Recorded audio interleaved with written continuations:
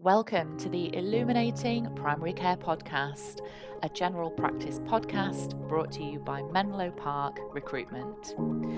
Illuminating Primary Care is here to quiz primary care leaders to offer professional knowledge, experience, and insight on the biggest topics in general practice. It's the podcast to listen to if you work in primary care. Welcome to the Illuminating Primary Care Podcast. Hello again, everyone. I'm joined again by Dr. Mateen Ellahi for part 2 of our 3-part series. In this particular part, Dr. Ellahi is going to go through his practice and tell us all about, the challenges that they've faced and how they've overcome those challenges and what their plans are to not just keep surviving in general practice, but to keep thriving as well. Mateen, thank you for joining me again. Tell me a bit about your practice then, please. So first of all, thank you, Matthew, for taking the time out and introducing me. It's a pleasure to be here, pleasure to be talking to you. On to the first question. So a little bit about the practice. We are primarily GP-based practice with reduced ARS staff. We have 11,500 patient list size, growing quite rapidly. We have 5 full-time equivalent partners, 3 salaried doctors, couple of nurse practitioners. Regarding demographics and the patient populations, we have a varied demographic with multiple ethnicities, but one of the important and different things about our practice is that we have the 3rd or the 4th highest interpreter appointments in the whole of the ICB, which, as you know, can be actually quite tricky in a way that you have to get double appointments. So if you have one of the highest appointments, interpreter appointments, that means the number of appointments you have to give is quite a lot as well, but we're still managing to provide same-day service quite efficiently. Yeah, no, that's impressive, and we'll come on to that then in a bit more detail. But kind of coming back to when you joined the practice, I remember you and I speaking around the time you were looking to secure a partnership, many years ago. How did you come into contact with your now practice, and what convinced you to join them? Yeah, so I think I joined a pretty large practice when I became a GP, straight into partnership, did 10 sessions. And I think after a couple of years, you start to have your own ideas, and I think there was some sort of resistance to change or innovation, essentially. So I wanted to not just work, I wanted to implement some of my ideas. I wanted to see if I could make the access or patient care a little bit better. So I decided after 3 years in a practice that I wanted to go somewhere else.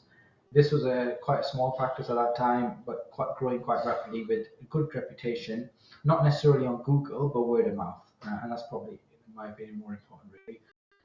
And so as I decided, I knew the partners really, really well, and I decided to kind of come here and see if I could implement some of the culture, some of the changes, some of the innovations, which I have managed to do. I think we had the same ethos, essentially, that's why. Okay, so you had your ideas, and that's obviously what led you to maybe join something a little bit smaller. When you joined the practice then, what did you identify were the areas that needed addressing? What opportunities did you see where you could start to implement your ideas straight away? Yeah, it's a good question. And I think so the practice was doing quite well already. It's a small practice, but I see myself, I think one of the, I see myself as a consultant in primary care, but I think I also specialize in growth consultancy as well.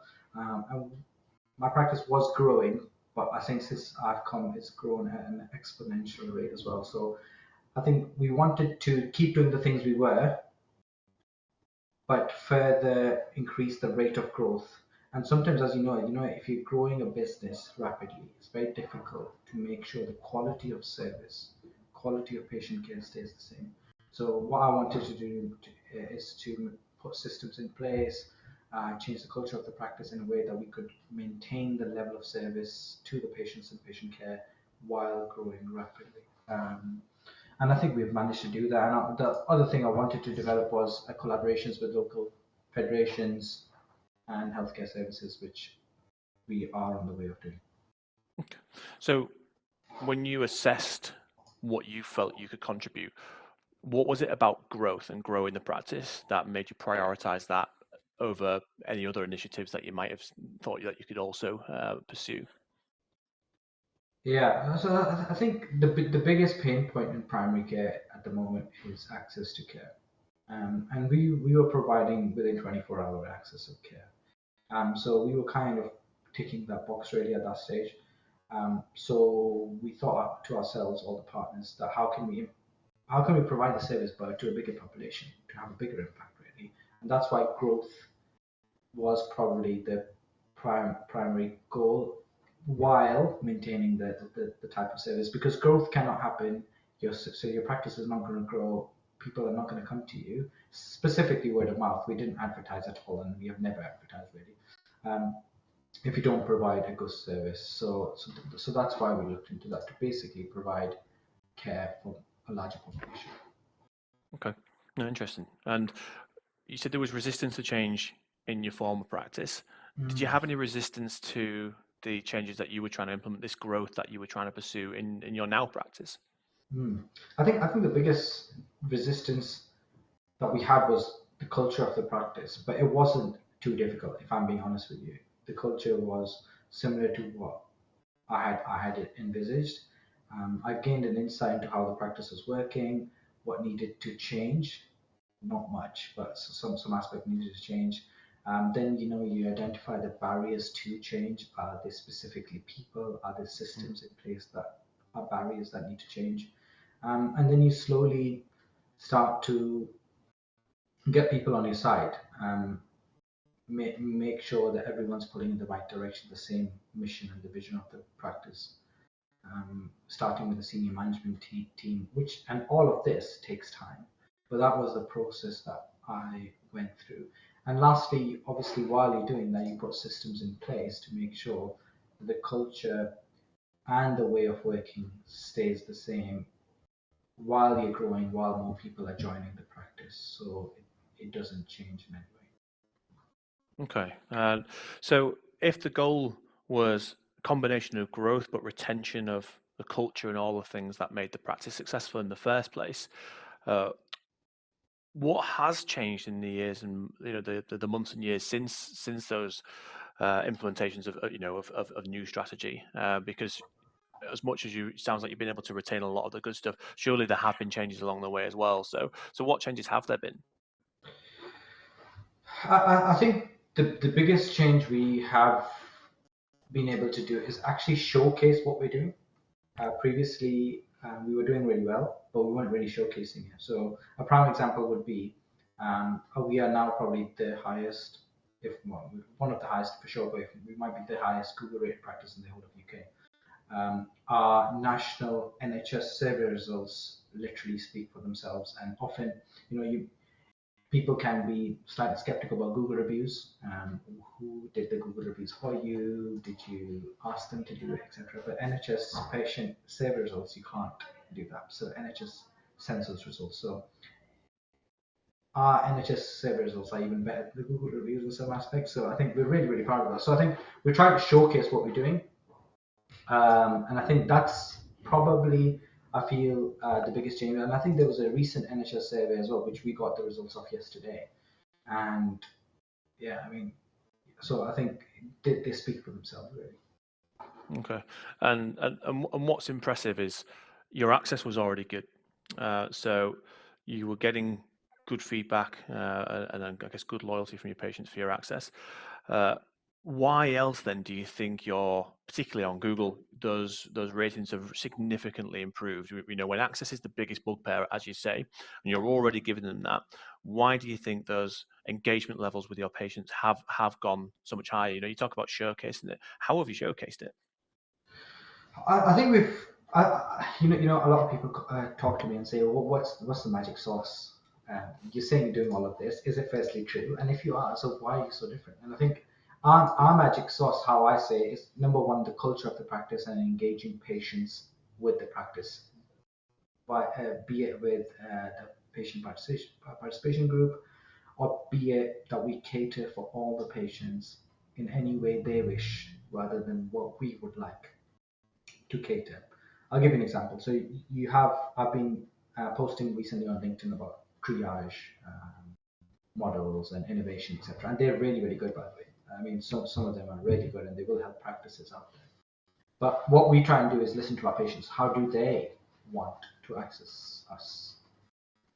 And we leave everything open. So online booking 24/7 during the weekends.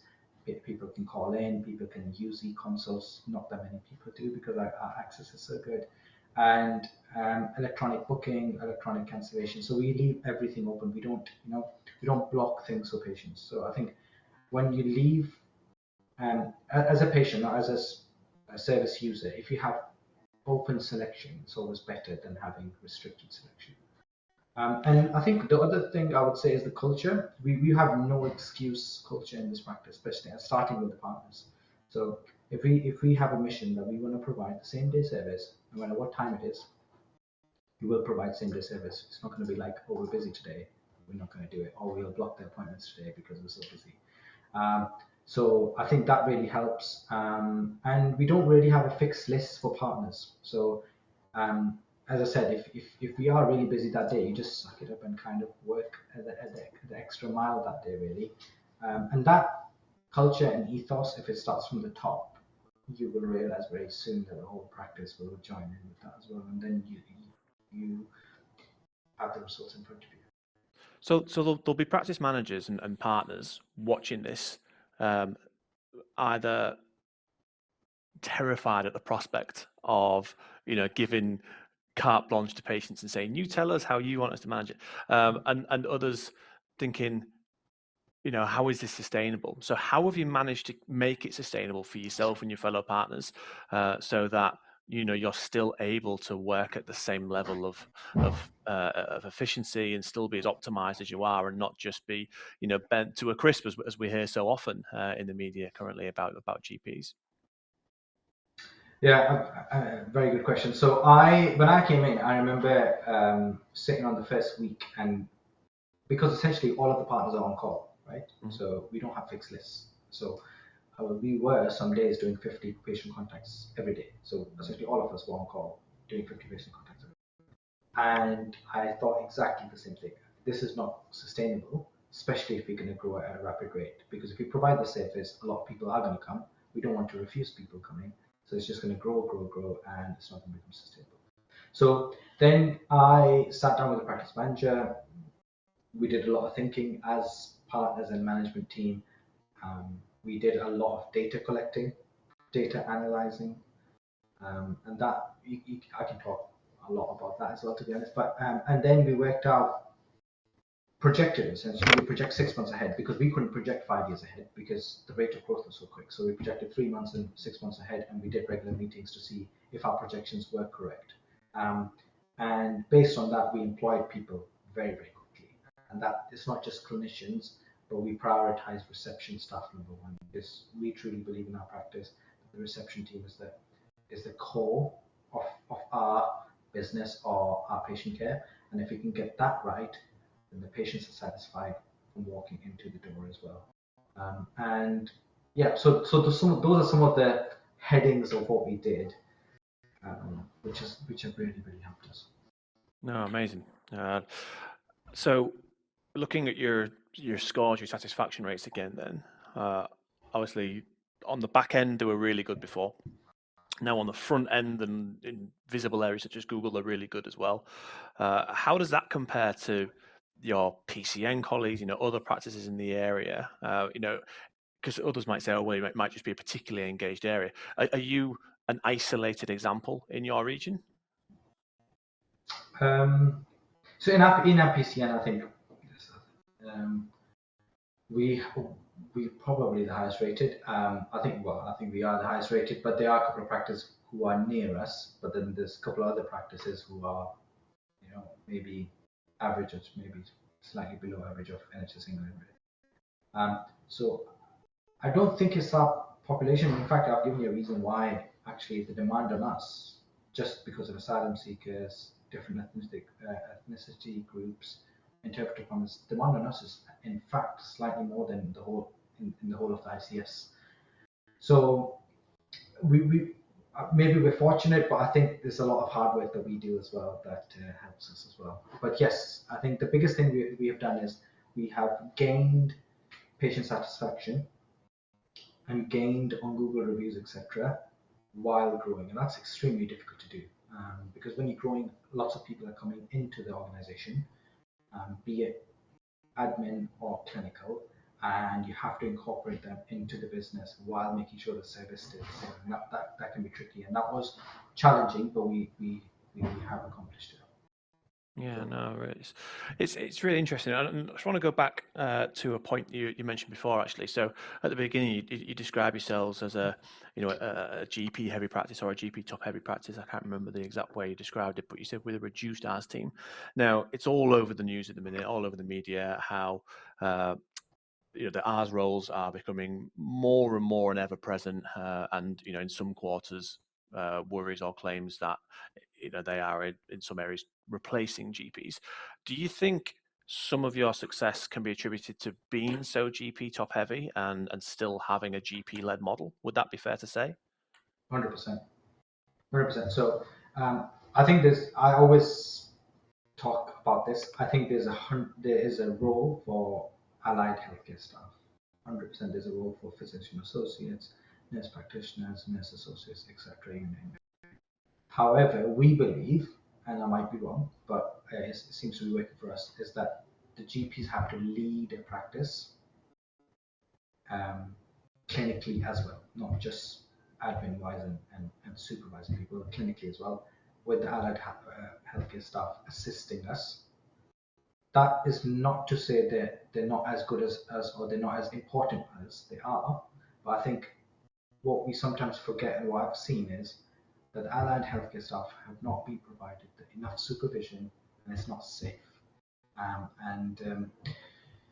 Thank God, tapping the table, we don't hardly get any complaints. And I think that plays a huge part because, for example, I'll tell you. So we have an advanced nurse practitioner, and every single one of his patients is debriefed, just like the registrar would. And that's a lot of work for partners. I totally understand that, but we want patient care to be as near 100% as possible. So I think with clear supervision, allied healthcare staff are magic. They're amazing, but you have to provide that supervision. But we believe in a GP-led model with allied healthcare staff assisting. No, okay, really, really good to know. Does that set you apart at all from the other practices in your area? Obviously, you mentioned some of them. It sounds like they're doing well as well and engaging with their patients too. Are you unique in that sense? What sets you apart from your neighbours? So there are a couple of practices who provide really good access to care, but I don't know many practices who provide really, really good access to care who are GP-led. There will be some, 100% there will be some, but not in our area that I know of. They are all allied, so they're the nurse practitioner-led triage systems, etc. But GPs mainly just supervising, not necessarily seeing as many patients as they would be because they're supervising, etc. So I think that sets us apart. Whether it's good, bad, I'm not here to argue that. I think you can provide good service both ways. Yeah, well, I think your scores kind of speak for themselves on whether it's good or bad. You came in, you identified the opportunity for growth. You've achieved that. You've managed to maintain and, if anything, improve your engagement levels, your satisfaction levels. You've achieved that. What's next? Certainly in our conversations, you very much come across as someone who's always looking at what's next and how do we keep driving, how do we keep innovating. So what is next in terms of moving the practice forward, and what do you have planned? So we always say to each other every meeting, every 3 to 6 months, let's consolidate. Let's just take 3 months, not break, but 3 months to consolidate, see where we're going. But we can't stop ourselves really, I think. So I think our next goals are, a couple of them would be, we've recently started collaborating with local practices. Unfortunately, a practice was going to stop its services and they needed our help. So we provided clinical care for them, clinical help for them, and gave a little bit of advice for them as well. And they managed to kind of sustain themselves. They didn't need our help, and we're willing to help as well. The other thing is, I think, collaborating not just with individual practices, but with the whole federation. And that's what we're doing at this stage. We did this last winter as well. we put our hand up and said, look, we'll help the whole federation in access. So not only are we going to provide same-day access in our practice, and we'll continue to do that, but we want to help the local area, hundreds of thousands of patients. So we're providing extra appointments every day over the last few months and over the whole of winter and spring to help the local community, really. So those are the two biggest things. So not just helping us and our population, but the local services as well, while maintaining the care that we're providing. Yeah, okay. So that's maybe the plan for the practice. What about the partnership? You clearly still seem very, very much believers in the partnership model when that again is coming into a lot of question across the country. What's your plan for the partnership? Do you plan to grow the partnership? Do you plan to diversify the partnership in any way? Yeah. So I think we want to consolidate on the partnership at the moment. I think it seems to be working well. I think we are on the same wavelength. We think very much the same, and it's going in the right direction. So if someone comes along and they think very much like us, they have the same ethos, the same inbred qualities, then yes, I think we might be open to progressing in that aspect. But at this stage, I think in the partnership aspects, we're happy where we are. Okay. Going back to your previous mention, actually, about the extra access you were providing through the winter and helping the federation, you've touched on how your role as partners can accommodate all of that access and the fact that it's unlimited, and like you say, sometimes you kind of just have to suck it up. It's your name above the door. At the end of the day, it is your business. How do your salaried GPs work? Do they work in a similar fashion? Is theirs a more protected setup? What's the distinguishment between salaried and partner at the practice?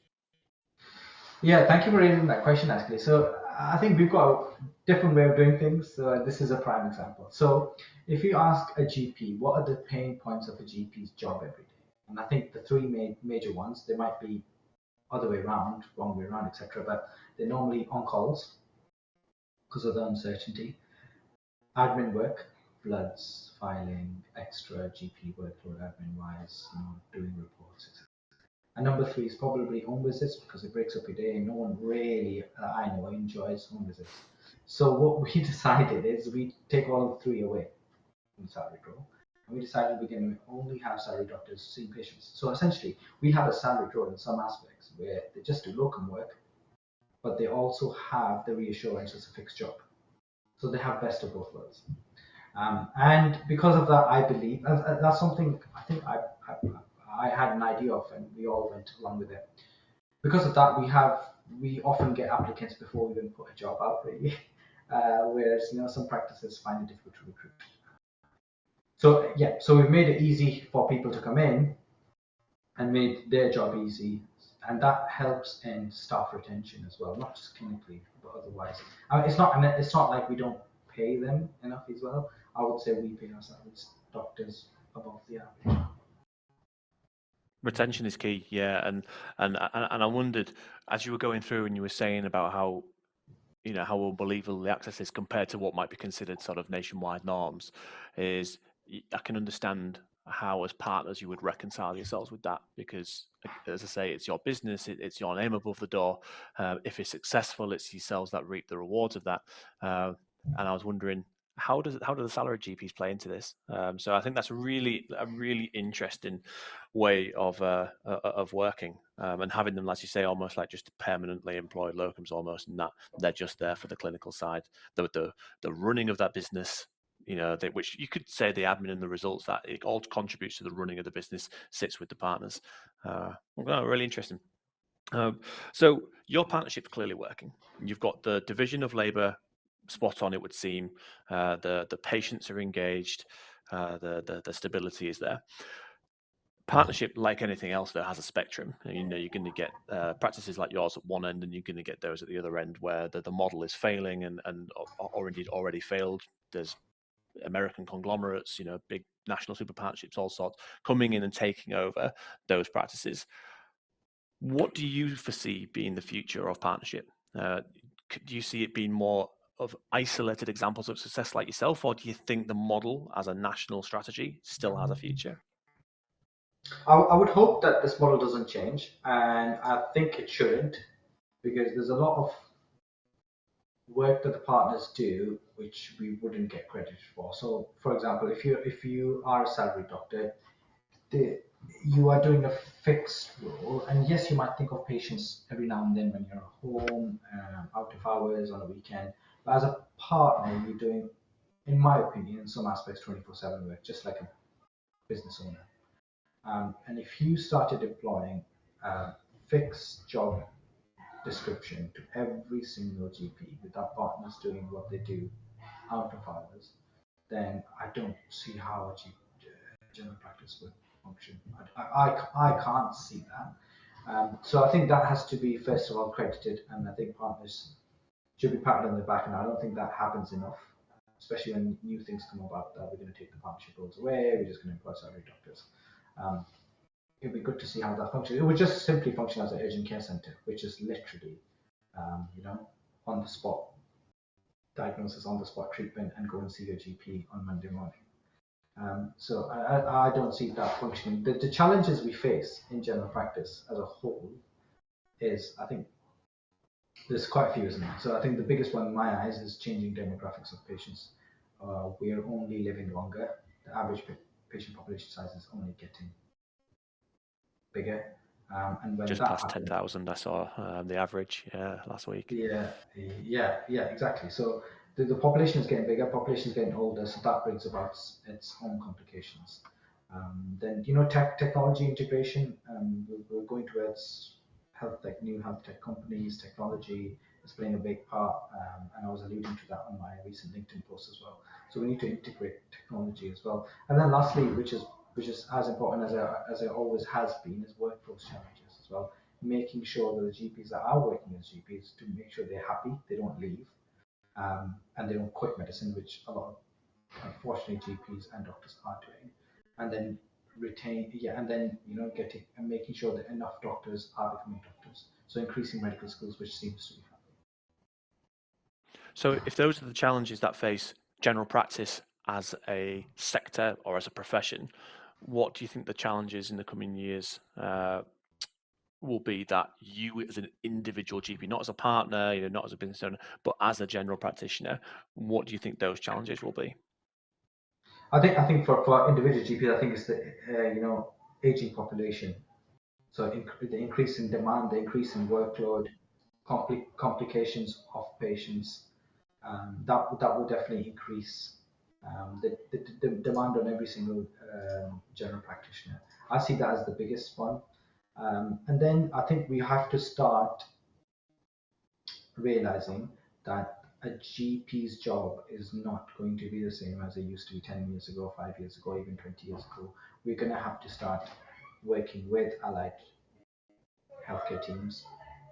To work with them needs a different type of skill, and as a general practitioner, the job is slowly going towards supervision and business running and administrative. And I think that was one of the reasons I got the MBA, because I could see I think that's where we're heading really.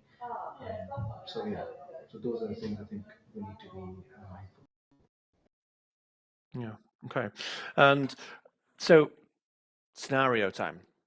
This is something I like to ask quite a lot of the GPs that I work with, both the candidates and the clients. You've shaken the magic 8 ball, and you turn it upside down, and it says your health secretary for the day, or a Monopoly card. You pull the Monopoly card, your health secretary for the day. You can make one instant change, however large or small, that is going to protect or benefit general practice going forward. What change do you make? Good question. I mean, so I think the obvious answer, obvious answer is you need to increase funding in primary care. If you help prevention of illnesses and diseases, and that's primarily done in primary care, then you're going to save a lot of money, a lot of resources, and a lot of waiting times in the secondary care. So, but I think we also need to be mindful of money doesn't solve issues. I think systems in place, leadership solves issues, in my opinion. So I think you have to put money into primary care, but then you have to be able to see if the results are present and how did each practice or each PCN use the money. Was it actually used adequately? So if you, let's say you as a practice get 100,000 or 50,000 pounds to improve your access, you need to have outcomes present, so which are auditable before the money was given to you, and how did it actually make a difference. So those parameters need to be in place, because the money needs to be used in a way which actually improves patient outcomes. Yeah. Okay, so it's not just a case of we need more. It's yes, there is a need for more, but it has to be used correctly. And I think that's something I think that is probably underreported. Actually, is there is constant clamour for more funding, but then on the back end we hear about these pots of money that are available that are not always utilised, not always fully used, and you think, right, well, why can't that money be reallocated or redistributed? So I think you're absolutely right. There's a debate there to be had. And I think I think a couple of other things I would say. So there's obviously funding has to be there, okay, but I think you have to also help each practice with the sustainability. You don't want practices failing, so it doesn't help the patient care, doesn't help the population of the practice. So finding ways where the local government or local PCNs or federations can actually help those practices become sustainable, be it that they get the local practices partners, which the practice might be doing well, to come in and help. That could be one way. Give advice. That could be another way. And I think all of that is underlined with promoting collaboration and integration. Not each practice working on their own and looking after themselves. At the end of the day, we're here to provide patient care. It doesn't have to be your patient care. It has to be just the population care. As a doctor, that's your job. So we should promote collaboration between each practice, open doors, share ideas, and help each other, really.